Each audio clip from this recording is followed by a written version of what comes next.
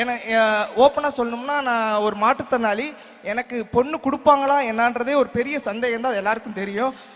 அது ஃபஸ்ட்டு எனக்கு high cash incentive plus வேலை கொடுத்தோன்னே எனக்கு பொண்ணு கொடுத்தாங்க. அப்போ நான் நம்ம டெப்டி சிஎம் சார்கிட்ட போய் என் கல்யாணத்துக்கு அப்போ போய் எனக்கு ரொம்ப பயமாக இருந்துச்சு. நம்ம போய் கூப்பிட்டா அவங்க என்ன சொல்லுவாங்களோன்னு நினச்சி பயந்து தான் போய் அவர்கிட்ட போய் நான் என் பத்திரிக்கை வச்சு அவர் உடனே கண்டிப்பாக நான் வரேன்ட்டு என் கல்யாணத்தையும் நம்ம டெப்டி சிஎம் சார் என் மதுரையில் வந்து நடத்தி கொடுத்தாங்க. எல்லாருக்கும் வணக்கம்.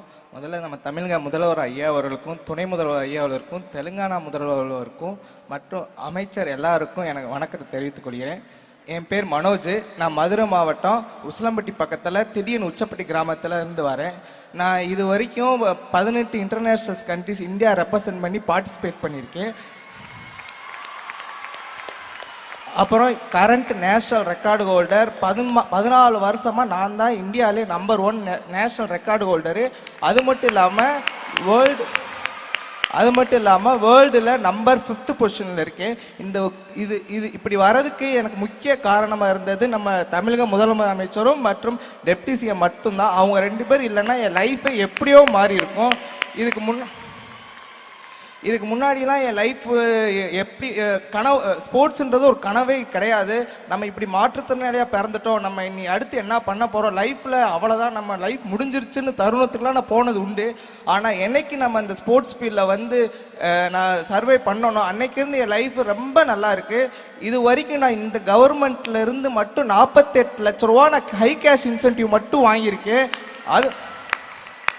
அது மட்டும் இல்லாமல் எனக்கு 3% ஸ்போர்ட்ஸ் கோட்டாவும் போட்டு கொடுத்துருக்காங்க. நான் இப்போ டிஎன்பிஎல் நிறுவனத்தில் ஜூனியர் ஆஃபீஸராகவும் இருக்கேன். நான் இதுக்கு முன்னாடியெல்லாம் ஒரு டான்ஸின்னு ஒரு நிறுவனத்தில் கான்ட்ராக்டர் ஸ்டாஃபாக வெறும் 12,000 ரூபாய்க்கு தான் நான் சம்பளம் இருந்தேன். அப்போ ஒரு வருஷத்துக்கு எனக்கு 72,000 தான். ஆனால் இப்போ வந்து என் ஒரு மாதம் சம்பளமே 80,000 ரூபா கிட்ட நான் வாங்கிட்டு இருக்கேன். அது மட்டும் இல்லாமல் இப்போ ஒரு மனுஷனுக்கு அமௌண்ட்டு மற்றும் வேலை தான் ஒரு அத்தியாவசியம். அது ரெண்டுமே இந்த கவர்மெண்ட் பண்ணி கொடுத்துட்ருக்காங்க. நான் ஒரு 4 வருஷத்துக்கு முன்னாடிலாம் நிறைய இன்டர்நேஷ்னல் போகிறதுக்கு ரொம்ப கஷ்டப்பட்டிருக்கேன். யார்கிட்டோ போய் கையேந்தி நின்ற காலம்லாம் எனக்கு இருந்துச்சு. நான் அப்போ ஃபாரின் கண்ட்ரியில் போய் விளையாடும் போது எனக்கு விளையாட்டு நோக்கமே இருக்காது.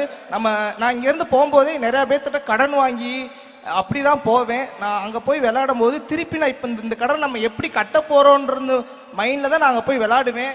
அதனாலே எனக்கு சரியாக பெர்ஃபார்மன்ஸே கிடையாது.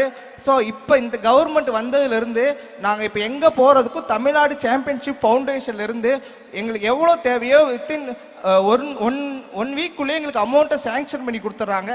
அது எங்களுக்கு ரொம்ப யூஸ்ஃபுல்லாக இருக்குது. நாங்கள் இப்போ போகும்போது காசுன்றது ஒரு மேட்ரே கிடையாது. நாங்கள் போய் விளாட்றோம், ஜெயிக்கிறோம், அது மட்டும் தான் எங்கள் நோக்கத்தோடு போயிட்டு இப்போ ஜெயிச்சுட்டு வந்துட்டுருக்கோம்.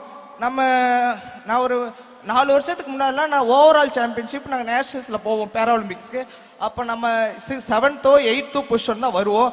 ஆனால் இந்த கடந்த 4 வருஷமாக 1st 2nd தவிர தமிழ்நாடு வந்து கீழே வந்ததே கிடையாது. ஸோ உண்மையிலே இந்தியாவில் விளையாட்டுத்துறையில் தமிழ்நாடு முதன்மை மாநிலமாக வந்துட்டு இருக்கு. பிளே ஸ்டோர் மற்றும் ஆப் ஸ்டோரில் இருந்து பாலிமர் செயலியை QR கோடு மூலம் பதிவிறக்கம் செய்யுங்கள். செய்திகளை உடனுக்குடன் பெறுங்கள்.